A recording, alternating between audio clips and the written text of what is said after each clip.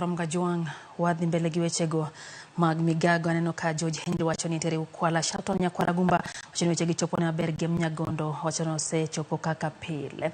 Wadhi weche moko kar tiegruok matimo nonro mar weche lupo gi nama kata KNFRI oyango yo manyien mar lupo gi pith mag rech ka itiyo gi yedhi molos gi plastics e gwenge mag Kijiweni County Makwale.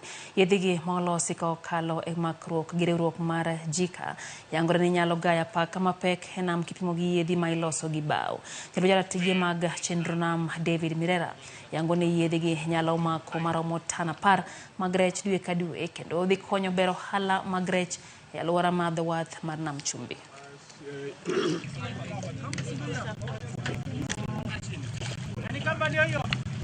Tumeona kwamba keji moja ambao tumeweza kuitengeza hivi leo na iko tayari, tunaweza tukaweka zaidi ya samaki 8,000 pale, kama ni aina ya rabbit fish ama tafi ambao wanapendwa sana hapa Pwani.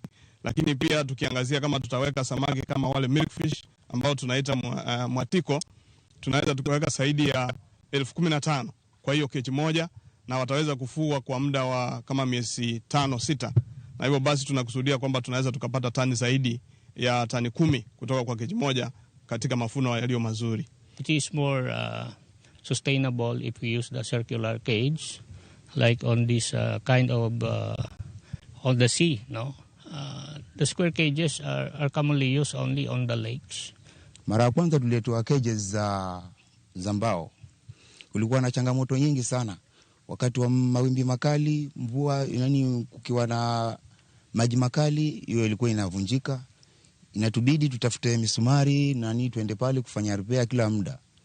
Lakini sasa kwa huu utafiti mpya uliofanywa wa keji za plastic, hii naona itatufaa sana. Mimi kuhusu huu mradi na uzungumzia, kama kuna mwingine yote ambaye kwamba anahitaji kufanya mradi kama huu, basi namkaribisha kwa hamu aje Kijiweni ili tuendeleze mradi. Kawakare chenro mag kungo pigilo yudak ma mayanate